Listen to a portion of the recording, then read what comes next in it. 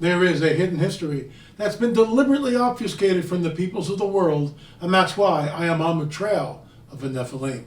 The Genesis 6 narrative states that the Nephilim are on the earth in those days and also afterwards. If that's true, can we find evidence that corroborates this? I'm L.A. Marzulli. Join me as we go on the trail of the Nephilim.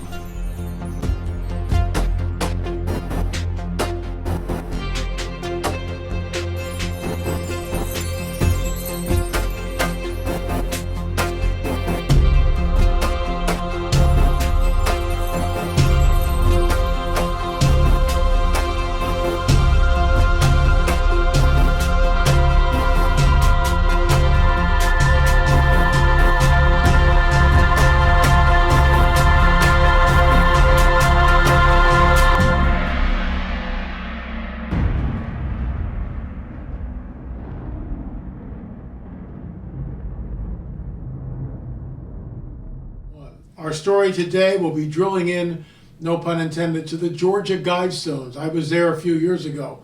You'll get into that and so much more after a word from our sponsor, Noble Gold. Folks, gas is $7 a gallon. A 10-year-old Honda Civic will set you back a whopping $20,000, and rent is $2,000 a month. Welcome to 8.6% inflation. And you know what? It doesn't look like it's getting better anytime soon. So what can you do? You can try trading stocks or buy mutual funds, but returns are sinking fast. You'd have to make at least 10% with charges just to break even. And if you're looking at retiring comfortably, well, they're not even options. You might have heard about gold IRAs, but don't know much about them. That's why Noble Gold has a team of experts at the other end of the phone. They'll put you straight on what you can and can't do to get yourself to financial safety again. And if you're quick, they're giving away an incredible 1/10 of an ounce American Eagle gold-proof coin with every qualifying IRA or 401k rollover. Folks, you can't go wrong with Noble Gold. Call the team now, 877-646-5347. That's 877-646-5347. Or to find out more, please visit noblegoldinvestments.com. That's noblegoldinvestments.com. So let's lay the basis for this before we even get into the whole Georgia Guidestones. This was an act of vandalism that happened last week or the week before, right?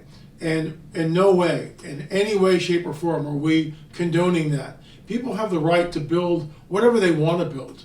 And, you know, if you build a Christian church and someone doesn't like that, they're not going to go burn your church down. They're not going to, you know, put an explosive device in there. Let's hope they don't do that. Well, it's the same thing here. Well, I don't agree with the paradigm in which the Georgia Guidestones were built.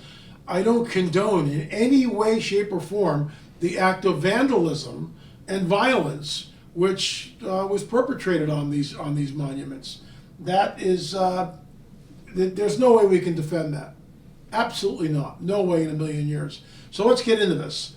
They were demolished, and I'm going to show you 3 clips of this, again, taken, I think, in 2014, 2015. So it's a while back. And I was at the Guidestones, and this is what I have to say. Let's roll the first clip. It's kind of a blustery day here in Georgia. I'm standing at the Georgia Guidestones. I've seen pictures of them. I've seen documentaries about the Guidestones. And once again, folks, unless you're here, boots on the ground, and you're looking at the lay of the land, the first thing I noticed was it was not at all like I imagined it would be. And I'm always taken aback by that. So here we are in Georgia. This is a high place. It's the highest place in this county. So it's obviously very deliberate that R.C. Christian built the Guidestones on a high place, on the highest place in this county. We're also going to see if there's any correlation with known ley lines or to connections perhaps to other sites. You can see behind me here are the Guidestones. These are made out of solid granite by a man that showed up decades ago and basically bought the land and then commissioned the stones to be cut and made and placed here. No one really knows who R.C. Christian was or is, or if that's even his real name. It's extremely enigmatic. Lots of speculation that perhaps Ted Turner had something to do with the Guidestones. We really don't know. Here's what's interesting. And this is why the Guidestones have sort of come on the map, as it were. I'm going to turn this way a little bit, and we'll take a look at this. So some of these laws that we see behind me, I certainly would agree with. I mean, how can you fault them? And yet there seems to be an agenda here. For instance, I want to point out something. Prize truth, beauty, love, seeking harmony with the infinite. Well, what is the infinite? Again, in my opinion, that speaks of a very impersonal God. It's God like the God of Star Wars, the Force. Let the Force be with you. And we know from the biblical prophetic narrative, that's not the God of the Bible. The God of the Bible has a name. His name is Yahovah, and his son's name is Yeshua. And Yeshua, we believe, is going to return soon. Look, folks, there's going to be a regime change. This is a call for a regime change. This is a call, in my opinion, for a new world order. However, we know that when Yeshua returns, it's going to be different. There is going to be a new world order, but not the new world order of the Illuminati, or not the new world order of the elites. It'll be the new world order under the rightful king, Yeshua, who passed away, who died on Calvary, literally was dead. Okay, and they buried him, and we know that 3 days later he rose from the tomb. He's alive. He's a living Savior.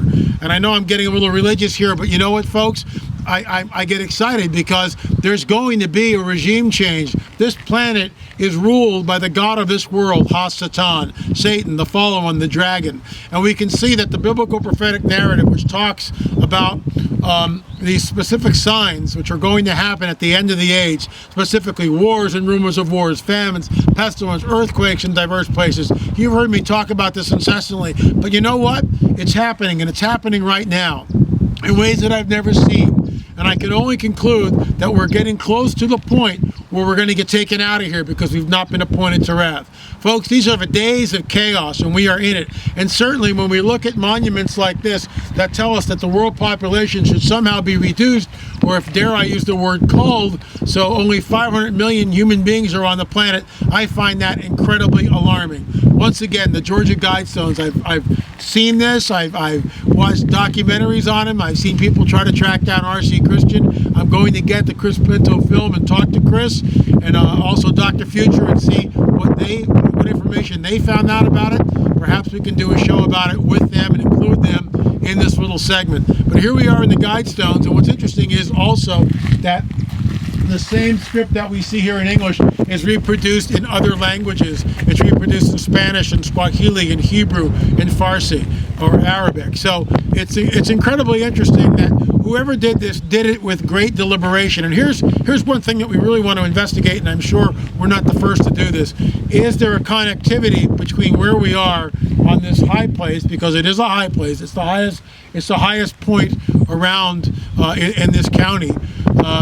Is there a connectivity between other points on the globe? And it'd be very interesting to see what parallel this is on, how it connects perhaps with Giza, how it connects with the Great Circle Mound, or maybe America's Stonehenge, or some of the other sites, Chichen Itza, Machu Picchu. We don't know.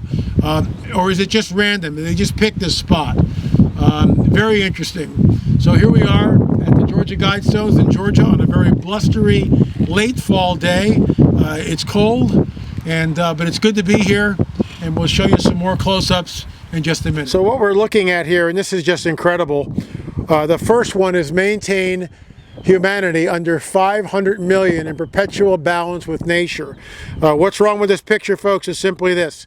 There's 7 billion people on the planet, so 6.5 billion people are going to have to go.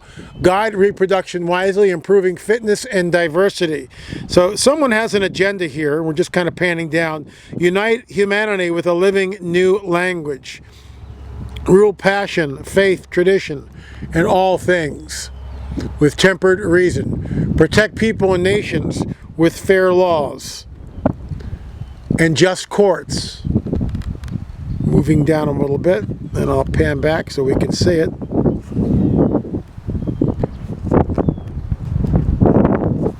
Let all nations rule internally, resolving external disputes in a world court. Avoid petty laws and useless officials. I like that one. Balance personal rights with social duties. Prize truth, beauty, love, seeking harmony with the infinite. Be not a cancer on the earth. Leave room for nature. Leave room for nature. So, my friend Kevin Fahey Googled me, and we had this, actually emailed me, and we had this discussion.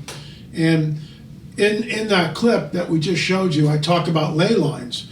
Well, what Kevin did is he went to the Guidestones first in Georgia, and you can see them right here. And then he drew a line, and it went, according to Kevin, right to the United Nations building, which is about 666 miles. Now, this is the reason why I bring this up is because, you know, what is the truth? We've said that many times on this show and other shows. So Kevin extended that line from, you can see right here, from the Georgia Guidestones all the way up to the UN building, and then he extended it further, and he winds up, guess where? He winds up in Stonehenge, England. And I'll run that back so you can see it again. So there's this initial line. The photo at the UN location shows the mile marker. I'm coming in at it from the Guidestones. This point is roughly a half a mile beyond when the ticker, the line, turned to 665 miles. So about a half mile short of the 666 mark, at least as far as my Google Earth is measuring. It's possible that Google allows for a little bit of variance of imperfection on their part. So it may very well hit the perfect 666 mark in reality. Just saying. Also supplied a shot of the starting point at the Guidestones, and then a third photo showing a zoomed out version between the two sites. So once again, 665 miles right to the top of the UN building. And of course, when you extend that, it goes up into Stonehenge, England. So is that something that's deliberate? In my opinion, it is. So this gentleman, with all due respect, he's welcome to come on the show. Of course, conspiracy-minded people accept the initial meme without question, confirmation bias. And whoever created it likely made multiple attempts to get a measurement of 666 miles. Well, sir, you're doing motivated reasoning. You're telling us, you know, you're motivated by something. What are you motivated by? So Kevin just showed us that it's 665 miles. That's a half a mile shy. It's certainly not 95 miles shy, which is what you basically stated in your Twitter posts. And you said it misses it by 95 miles. Well, we just did it. I just did it. Kevin Fahey just did it again. And here it is. And it's basically 665 miles. So, you know, it's within a half a mile short. So, you know, what is the truth? Certainly, this isn't the truth. And the fact that, you know, confirmation bias, you know, that's why I ran with it. To see, well, what is the truth here? Is it really 666 miles, or is it something else? And the fact that Kevin shows the intersection between the 2 points, and then when you extend that line, you wind up in Stonehenge, England, I find that just incredibly interesting. We had Hugh Newman and Jim Vieira on last week talking about giants, and the giants who may have built Stonehenge. That's what I'm going with. Is that a NEPHILIM site? Absolutely. And folks, that's why we are on the trail of the NEPHILIM. I would hope you go to our streaming.lamarzulli.net, streaming.lamarzulli.net, and download them. We're working on number 8, actually, in the series. It'll be Out of Place Artifacts. We are fiendishly editing it. Hopefully it'll be out soon. In the meantime, we are working on UFO Disclosure, Part 3. There is the cover for it. And that'll be out hopefully late July, early August. Anyway, folks, thanks so much for watching On the Trail of the NEPHILIM. Remember, there is a hidden history that's been deliberately obfuscated from the peoples of the world, and that's why I am on the trail of the NEPHILIM. Thanks so much for watching.